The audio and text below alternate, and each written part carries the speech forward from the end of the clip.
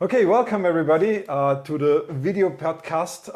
Now an episode with Kseniia, who is joining me for getting the students of sustainability and board game jam course up to speed. So our goal today is to talk about board games, to talk about what makes board games unique, and maybe do something more than ropes and ladders, Uno and Monopoly. So Kseniia, can you tell us a few words about yourself? Sure. Thanks, Matthias. Thanks for having me. My name is Kseniia. I am a PhD student here at the University of Klagenfurt. I teach game studies, mostly video games. So this is my first dive into board games, but I'm very excited. Okay, thanks. That's already better than me because I don't play too many board games, Okay. a few, but yeah. Well, anyway, what do you think makes a board game unique? I know you like to try new board games, which I typically don't. What actually makes you get hooked to a board game, like playing it again and again? Whoa, again and again. Replayability. Yeah, I don't know. The design, the mechanics that make sure you can have a different experience every time. So it can be about having a mix of different elements that are different every time. So it's not like after playing 2 or 3 times, you kind of know the gist and the playthrough just looks the same. Having more active elements like Sticky Cthulhu, for example. It's a physical game, so you have to like stand up and move. I just mainly just wanted to talk about how different types of board games. There are board games for 2 people, for 4 people, for 5 people. It's just there is so much out there, so much more, like Matthias said, than Uno and Monopoly, and I think it's just worth looking into it. Okay, then what are your 3 most favorite board or card games?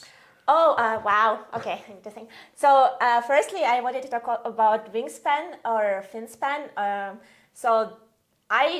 Pretty sure some of you know about it. It's become like a huge hit in the board game world.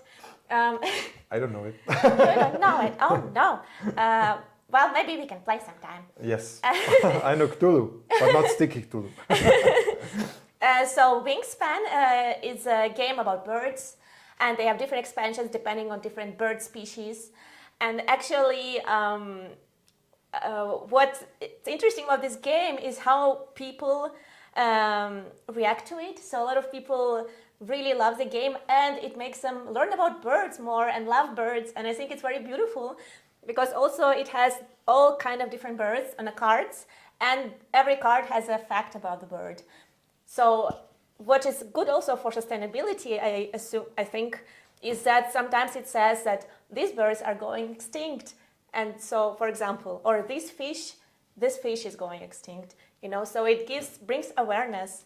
And I know some people who now love birds and learning about birds and spending time with birds because of this board game. So that's just like additional way you can convey knowledge and education through board games. So other games. I can relate to that. I was at the bird show in the weekend and I saw a Siberian eagle owl. That was pretty cool. You were at a bird show? Yes. Oh my God, that is awesome. Yeah, but we'll talk later about the bird Okay, show. sorry. What is your second most favorite game? Sorry. Yeah, I was sidetracking, so it's my fault. Second favorite game. Oh my, I need to. Well, I also enjoy some strategic games like Dune or Root. So you probably know Catan. Yes. Games Yeah, like that's Catan. one I know, yes. Yes. So what is good about these games is that, you can replay them at different times and then you get different results. And it's kind of strategic. But what's not so good about these games is they focus so much on exploitation of seizing territories, seizing different competition, and there are so many games like this. Also in a video game world, like a Civilization, which focus just on grabbing as much territory as possible. But there are some games who go against that, like Spirit Island, for example. So where you play as indigenous spirits of the land who are fighting against colonizers, which I think is really cool. And yeah, Dune and Root are kind of, you can play both as indigenous people fighting against the invaders, or you can play the invaders. So it's more asymmetrical type of play. Sorry, you asked me about my favorite games, and I'm Yeah, just and the ranting. third favorite now. Yeah, the third favorite. I mean, we already have 4 or 5, so but Yeah. just to get you think, so that we don't stick to one dimension. Sure. So I love deck building games. Do you know what's a deck building game, Matthias? Yeah, I have played Magic the Gathering. I'm that old that I did not see the Black Lotus, but I entered the scene just after the Black Lotus was banned. Oh, right. I have not played Magic actually, but I like the concept of deck builder games, I think, in general, and I play some other ones. So just this idea is that you have cards. It can be, you have a character, and then you have different cards that can be a spell that you do, or like a weapon that you have, and you can build your deck by choosing different cards, and then you can play against other players, which is also a really cool way to differentiate your gameplays from one to another. Yeah, and self-express actually. Yeah, Many of the exactly. Magic the Gathering players actually do self-expression with the deck. They play white and blue, or red and dark orange. I don't know what else there are Yeah. colors, but it's a way of self-expression. I'm the bad guy. I want to play the good person. I want to play the supporter or the tank or whatever. Yeah, for sure. And also you think strategically, you play with other people, and it's a lot of different layers to it as well. I don't think there has been a deck building card game like this about sustainability. So just saying. I want to throw in one game. Please. Because I like to play it. It's called Dorfromantik.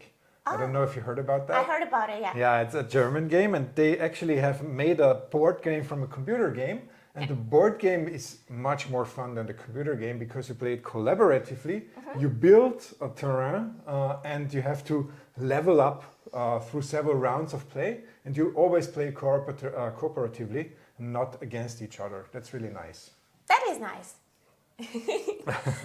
Awesome. What is the game you like least? Oh, geez, that's a hard one. I really do love games so much. But if somebody says, "Oh, come on, let's play this game," and you say, "No, I don't like this game," That what- never happened to me. that never happened to you. Okay. I'm sorry. Okay. Well, I gotta say the themes of I don't love themes of expansion for X, is it called? The strategy games that are like expand, exploit, exterminate. I'm like, okay, enough. I think we've exploited enough. Yeah. You know what I mean? Like civilization. For me, it's Lord of the Rings. I played it for 5 minutes after reading 2.5 hours of the rule book, and it was not captivating at all. Oh, what kind of game is it? Like, It's a board game, strategic board game. okay, Yeah. so it's kind of has a similar to like. I think, yeah, I Civilization. don't even remember. It has a very thick rule book. Oh, okay, so yeah, I got it. I think that's get it, out yeah. of time. The rule book, a thick rule book. Okay, so what did you bring for us? Oh, so I brought something I could carry with me today, which was Funghi. I love Funghi. It's just a game for 2 players, a card game. So it's for 2 players. We can put this one aside. Oh, meanwhile, yeah. if it's okay. It's about picking mushrooms in the forest and cooking them. So it's very, very cozy, I would say. You get to learn about mushrooms, and it's kind of competitive, but it doesn't really have to be. Because Just as a disclaimer, don't pick and try the mushrooms you learn about in this game. Okay? That is dangerous. yeah, that is a good point. Jeez, But yeah. there are courses for mushroom pickers, so you can go with a group, be safe, and try it yourself. But don't try it alone, especially not this one, okay? This one is nothing to try. Well, it does have the skull here. Yeah, of course. So, yes, the idea is that you're going on a hike or on a path, and then you just go one by one and pick different mushrooms. Yeah, and you just play 2 people. Yeah, and then there is these pans where you cook mushrooms. When you have like 3 of the same kind, for example, you can then cook them. So it's quite straightforward. So is it cooperative? Well, not really. I mean, you do win based on like points you have, but I mean, it's not so competitive. It's just about like cooking and eating mushrooms. So Okay. the stakes are not that high. Are there different types of cards, like action cards and No. deck building or something? Is it No, no. just- It's just mushrooms. It's just mushrooms. It's just mushrooms. And I mean, pans. there is like you can add butter Okay. to your mushroom meal Yes. on your pan, and then it gives you extra points. But that's actually a cool idea because that's Yeah. something that many people do, and you do it by card, Yeah. and then you can basically try it out, and then you also get the ideas. So you need a basket, you add butter, Yeah. yeah. You too should also add parsley. Parsley is always good with mushrooms. I don't Salt think they and have it pepper. here. Most likely not. Maybe an expansion. Yeah, or rice risotto with Oh. mushrooms. That would be good. Okay, what makes this game stand out for you? I like mushrooms. Okay, so the theme. The theme, yeah. Also, just how calming it is in nature. So it's not like I said before, there are not such huge stakes. You just pick mushrooms, and you get to learn more about mushrooms. Even though there are not like facts like they have it on Wingspan, but I mean you can just also see what different kinds there are. It also like if you're playing in winter and you miss summer or spring and you can't go out in the hike, you can just enjoy it at home. I don't know. Okay, this is the backside. Oh, no, this is the stick. Okay. So you can use the stick to reach for mushrooms you can't reach otherwise. So you okay. really want this mushroom, but you can't, and so you can use the stick and you'll be like, get Okay. it. So it also has a spatial component where the card is located. Kind of, because it's like a first come, first serve. So like you can get this card, you get this card, you get this card. But if you really, really need to complete your... You have to reach over the... Yes, the for example. Yeah. Amanita muscaria. Yep. Okay. Yeah. Oh, also, this is just your like path, I think. So this is where you are Okay. to show it. Okay. So yeah, so Nice. it's just a quite simple mechanics, but it's it's wholesome, cozy, I would say. Yeah, but actually that's a nice idea also for sustainability, because it reflects a lot like walking, as you have the shoe here. It reflects nature. You don't have to make up mushrooms, you can basically use them, and it has an end to it. I mean, hopefully a good one if you put the right mushrooms in the pan. But that's actually really cool. Nice. Yeah, it's kind of harmless. Like even if you Yes. if you get the bad mushroom, it just like you just remove some of the mushrooms you have. You don't Yeah. die and Okay. eat it. So That's good. That's great. can't really do much wrong in this game. Yeah.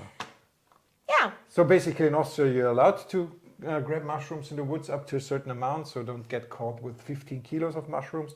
But in Italy you're not allowed to pick mushrooms. Oh, no. Yeah, you have to have a special permit for that. Oh, I see. That's why we have so many Italian friends coming to our woods here. Oh, I Very didn't much know. appreciated. Great. Okay, then let's go for the second one. Okay. Caught my eye. And you promise there are tentacles? It's a threat and a promise, yes. So the other game, main purpose of me bringing this game was just to showcase that there are very different mechanics present, and you can also stand around and like do active things, which can also be really fun. At first, people are always unsure about this game, but when they start playing, it's always a good time, I would say. I think I know the game mechanic. Yeah? Yeah. You wanna guess? Yeah, typically you lie something on the table, everybody gets a tentacle, then you have to grab it with the tentacle. Perfect. Oh my God, the tentacles already be grabbing. So yeah, you are playing as a. I don't remember actually. So there are these monsters you have. You are Cthulhu. Oh yeah, you are playing as a Cthulhu, obviously. Oh, okay. Because you Nice. have the tentacles. So you can't get crazy because you're already crazy. You have to check out H.P. Lovecraft to understand the whole craziness about Cthulhu. I think H.P. Lovecraft also, the copyright has aged out, so you can get it for free online. Don't read it in the night. I not a mean, good idea. or do, like whatever. Or if you really like to not sleep, then read it in the Yeah, night. you can read it, and then you can make fun of H.P. Lovecraft because he was a racist. Sorry, just a sidetrack. So you are playing. Also here is additional fun challenges. So the goal is. Oh wait, there was a dice. So you roll the dice. So, and for example, yellow minion. Yellow minion? Okay, we don't have a yellow minion. We have a yellow monster. For example, here is the minion. Yes. Let's say they were green. And then you will have to like put it. But then I caught someone who is trying to find Cthulhu, I guess, and trap them. I'm not sure.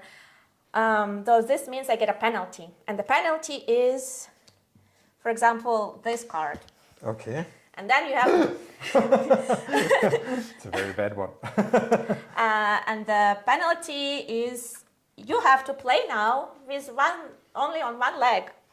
Ah, okay. That was the content. That is the backside. Yes. Ah, okay. Or here you are not allowed to speak, for example, when you play. Or you have to sing. Oh no, we don't want to hear that. So yeah, just as an example. Nice. If you would like Sure. to try. Okay, yellow, a fly monster. This one. Yeah. No. Oh no. It's not as easy as it looks. Nope. Yeah, that's great. That's actually a great mechanic. It's quite simple and it's creative and. Yeah, and if you want to prototype something like that and you don't have the tentacles because you forgot to grow one in the morning or something like that, then you can also do something like using a coin. Instead of having a tentacle, you throw the coin. Oh yes, that was a penalty, and now I got the green monster. So that might be just a change to the whole thing, but you still have a similar mechanic. Yeah, for example, or what else is these... Slingshot? Yeah, or something like a hairband. Yeah, and like then a you have to hairband. slingshot the hairband or something For like that. example, Yeah? can get creative with different materials that you can just find in your desk, for example.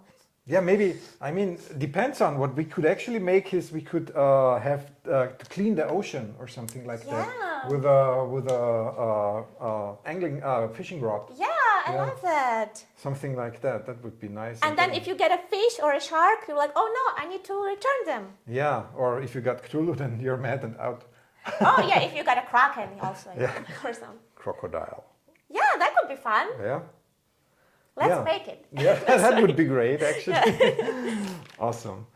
Okay, that sounds great. Do you have any more tips where to look up games? Are there YouTube channels, or do people play new games or doing game reviews online? Because I'm not in the scene, so. Right. Oh, that would be something useful that I could have looked up before. No, it's okay. But there are a lot of people, having channels and talking about reviewing board games. I always, when I buy new... Oh, by the way, if you want to try out new board games, go to Hive Games in the center, and they have a giant... Klagenfurt. Yeah. For the international viewers. Oh, yes, sorry. Giant assortment of different board games, and if you go in the back, you can play a lot of them for free to try it out, and there are people who are nice, they can help you learn the rules. So, you can go ahead, or just go to your local board game store, wherever it is, and play. Yes, and as I have a friend working for Pegasus, the Pegasus games are really good. Oh, yeah? No, all the games are actually pretty great. Nice. Yeah, and I think one of the main constraints I have is that the rulebook is really small. Oh, okay. But it's easy to understand for me personally. Oh my God, I cannot understand any rules as well. Okay. You always, another tip, get a friend who loves rules. Yeah. I have that friend, I have two of these friends. They love reading the rules and then explaining it to everyone, because I cannot do that also. Okay. Anything classics you want to share? Classics, like classic board games? Yeah, that people could try if they need more input. Really, Wingspan. I really recommend it because Wingspan? Okay. it's been a big hit, Okay. and now there are many expansions. If it can be a bit pricey, so if you could go to a local board game store and just try it out at first, if you like it, then also there is an amazing digital version of it as well. Nice. Yeah, I would top it up with Exploding Kittens. You Oh know my that God! one? Yes. Yeah. There are a lot of mods for this game too. So the basic set, and then there's a mod where you have a crown that goes around. Yeah, and kids play it in school, and then they have to wear the crown the whole day. I love that. That is so cute. Yeah, and if you like dark humor, I think Cards Against Humanity would be a good thing to try out. But for both of them, you need actually a lot of people. So I think Exploring Kittens is 2 or 3 people, so that's okay. But Cards Against Humanity is like 5 or 6 people. Yeah, other than that, we had Dorfromantik, Wingspan, Sticky Cthulhu, Funghi. Funghi? Yeah. Settlers from Catan. I would not maybe recommend it so much. I mean, you can try it out. It's a classic. Yeah. It's a classic, yes. Spirit Island, Root. Root. There's so many. Coup, I like, but this is more of a social deduction game, kind of Coup and Pagan. I know that actually, yes. They're interesting. Don't try Lord of the Rings. Don't try. Okay, then thank you very much, Kseniia. Anything you want to say to encourage the people from the board game jam? Oh, sure. Can't wait to see all of you at the board game jam 1 and 2. Looking forward to hearing your ideas. Don't be afraid to think a bit outside of the box. If your ideas does not look like any board game you know of, that's great. Like, just try to have fun and try to be creative with each other. That's the point, I think. That's a very good point. Think outside the box. There's also something I want to add. Try to cut features. It's always better to go down to the simple things. So that's what I like about Sticky Cthulhu a lot, because you have this basic mechanic of grabbing stuff. You have the quest, which is done by the dice. And then you have the result of your quest, like the penalty or not the penalty. And that's actually the basic things you need. There shouldn't be much more. And then you can mod the game. Like you said, Wingspan has a lot of additional expansions and so on and so on. So you can leave that open. You don't have to solve every problem at the first try. That's a good point for board games and video games. Yeah, both. And card games. And RPGs. Oh yeah, all games. All games. Okay, then thank you very much for listening in, and you'll find about our great master's program, Game Studies and Engineering, out on the link shared in the show notes. And if you want to leave feedback, please just use the platform where you listened or watched it, like YouTube or Spotify, or send us an email at gse@aau.at. Again, the email is in the show notes. Thank you very much. Bye. Bye.